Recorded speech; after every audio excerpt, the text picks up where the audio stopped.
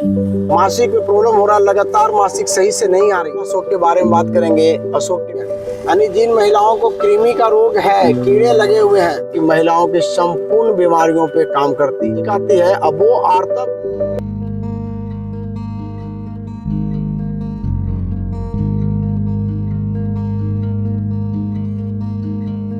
दोस्तों नमस्कार, मैं आयुर्वेदाचार्य पंकज कुमार, जहां अक्सर बात करता हूं रियल आयुर्वेद के बारे में। आज हम रियल आयुर्वेद के संदर्भ में सीता अशोक के बारे में बात करेंगे, अशोक के पेड़ के बारे में बात करेंगे।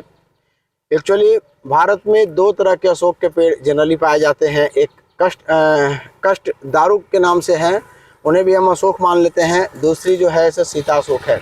आज हम सीता अशोक के बारे में परिचय कराना चाहेंगे, क्योंकि अशोक का पेड़ का मतलब होता है अशोक, यानी जो आपके शोक को हर ले। यानी जिनको दुख होती है, जिन महिलाओं का दुख, वो दुखी हैं, उनको शोक होता है, तो वो क्या करते हैं कि अगर पहले पेड़ में चले जाते थे, बैठते थे, तो उनकी दुख हर जाती थी। इसीलिए सीता अशोक इसका नाम पड़ा है। जो भी महिलाएं रियली में मानसिक रूप से परेशान हैं, उनको ज़रूर अशोक के पेड़ के पास बैठना चाहिए। वो बहुत अति गुणकारी होती है। मैं बताना चाहूँगा कि ये जो अशोक का पेड़ है, ये इसकी जो ये लघु होता है, चरपरा होता है, विपाक इसका कटु होते हैं, लेकिन आपके स्वस्थ बीमारियों में बहुत अच्छा काम करता है। खास करके महिलाओं के लिए वरदान इसलिए है कि ये जो सीता अशोक का पेड़ है, ये महिलाओं के लिए वरदान इसलिए मानी जाती है कि महिलाओं की संपूर्ण बीमारियों पे काम करती है। देखिए, महिलाएं की आर्तव आती है, मासिक आती है। अब वो आर्तव को अगर शुद्ध कर दे, कोई ठीक कर दे, तो उन्हें तो बीमारी होगी नहीं। और अशोक इसमें बहुत अच्छा काम करती है। मैं ये बताना चाहूँगा कि अशोक का जो ये पेड़ है, इसकी पत्तियों का प्रयोग, इसकी छाल का प्रयोग, इसके फूल का प्रयोग वही करते हैं। देखिए, जिस अशोक के पेड़ में गुलाबी कलर का फूल आता है, उसका प्रयोग करने से आपको बहुत फ़ायदा होता है। ऐसे कुछ अशोक के होगा जिसमें थोड़ी सी हरी और थोड़ी सी पीली फूल आती है, वो इतनी इफेक्टिव नहीं होती जितना आपके गुलाबी फूल वाले होंगे। तो इसमें जब भी आप यूज करेंगे, तो अभी तो सीज़न इसका नहीं है, फूल इसका तो फल आ रहे हैं, तो हम फल आपको दिखा सकते हैं। इस तरह से इसमें फल आएगी। अरे टूट गया। देखिए, हम इसे निकाले हैं, तो इसमें देखिए कि बहुत सारे पत्तियां तो हैं, इसमें फल भी हैं, फल भी देख सकते हैं, ये फल है। अब इसके छाल का भी प्रयोग कर सकते हैं, अशोक के छाल के भी प्रयोग कीजिएगा। इसके पत्तियां का प्रयोग करना है, ये फल का भी प्रयोग होती है, इसके फूल का प्रयोग होते हैं। पुष्प धनवा रस भी बनाए जाते हैं।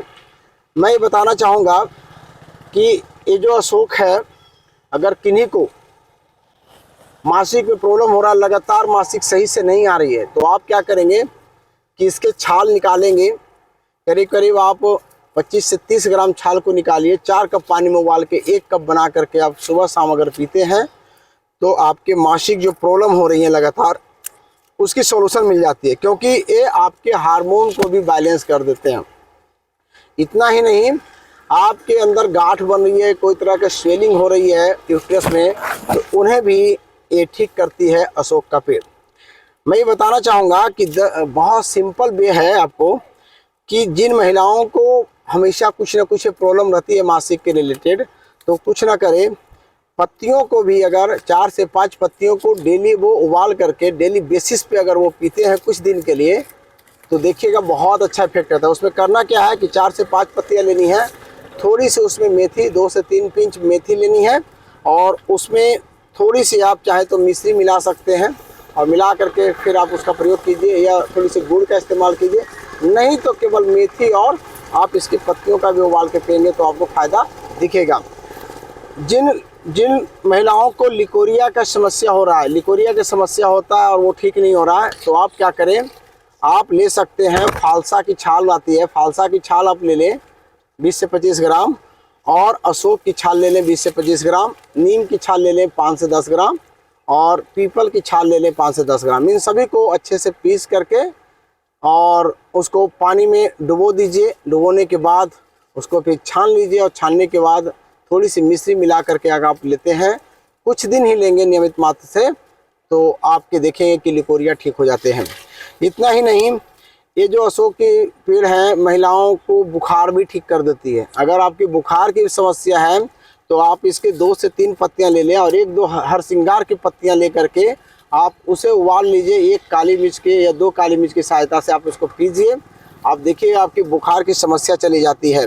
इतना नहीं, एक कृमि नाशक भी होती है, यानी कृमि को भी मारती है। यानी जिन महिलाओं को कृमि का रोग है, कीड़े लगे हुए हैं, उससे उनको भूख बहुत तेज़ी से अचानक लगती है, अचानक उनके बहुत दिक्कतें होती है, कभी लगता है कि मुंह में पानी आ रही है, कभी लगता है कि वॉमिटिंग होगी, तो वैसे स्थिति में भी अशोक की छाल आपको हेल्प करती है, क्योंकि ये कृमि को मारती है। तो इन अशोक के छाल को भी उबाल करके आप लेते हैं तो आपके कृमि को भी नष्ट कर देती है। इसके बाद देखा जाता है कि महिलाओं में खास करके जब भी है पेट में स्वेलिंग है, यूट्रस नीचे की ओर खिसक रही है, तो वैसे स्थिति में आप क्या कर सकते हैं कि अशोक की छाल लेनी होगी। सेमल का छाल लेना, एक सेमल पेड़ होती है उसकी भी छाल लीजिए। जैसे मान लीजिए 20 से 25 ग्राम अशोक की छाल है, 20 से 25 ग्राम सेमल की छाल, दोनों को कूट करके 4 कप पानी में उबाल लीजिए। 1 कप करके उसे भी हाफ कप 2 बार पी लीजिए, तो आपका देखिएगा यूट्रस नीचे की ओर जो क्रैप्स करते हैं उसमें भी आपको बेहतरीन फ़ायदा होता है। इतना ही नहीं, जिन महिलाओं को मानसिक प्रॉब्लम बहुत ज़्यादा बना हुआ है और सर में दर्द रहता है, तो इनके पत्तियों को पेस्ट बना करके आप सर पे अगर लेप करते हैं तो वो बहुत अच्छा रहेगा। अभी गर्मी का दिन है तो इसके पत्तियां ले लें।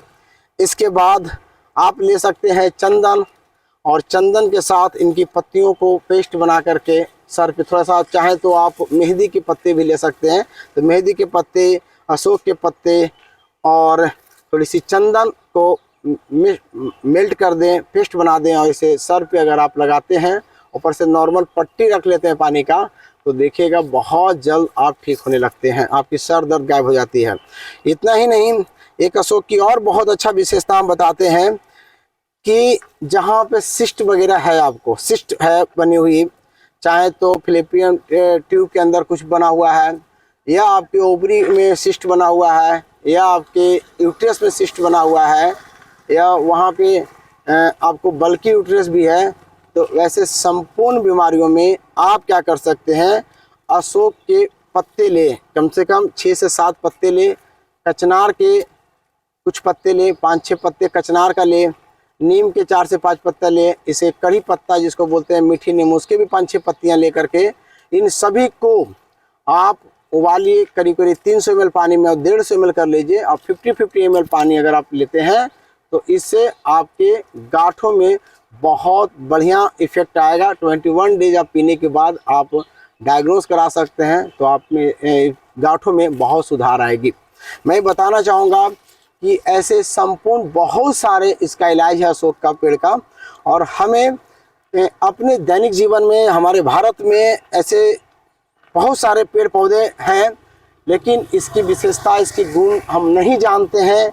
इसके एवज में क्या होता है कि हम इसका यूज नहीं कर पाते हैं और ये हमारे लिए बेकार पड़े होते हैं, लेकिन जो इसके बारे में जान रहे हैं उनके लिए बहुत फ़ायदे हैं। मैं ये ज़रूर कहना चाहूँगा कि आज भारत में बहुत सारे पेड़ पौधे का दुरुपयोग हो रहा है। कुछ इसे लकड़ियाँ काट काट के जला दे रहे हैं, कुछ लोग इसके खरपतवार समझ के फेंक दे रहे हैं, और कुछ ऐसे लोग हैं जो जानते भी हैं और नियमित मात्र ही जानते हैं, सही से जानकारी नहीं रहने के अभाव में इसका दुरुपयोग करते हैं। जैसे कोई चीज़ फ्री में मिल जाती है तो उसका हम प्रयोग ज़्यादा करने लगते हैं कि भाई हम ये 4 पत्ता ना खा करके हम 20 पत्ता ले लेंगे तो जल्दी ठीक हो जाएंगे।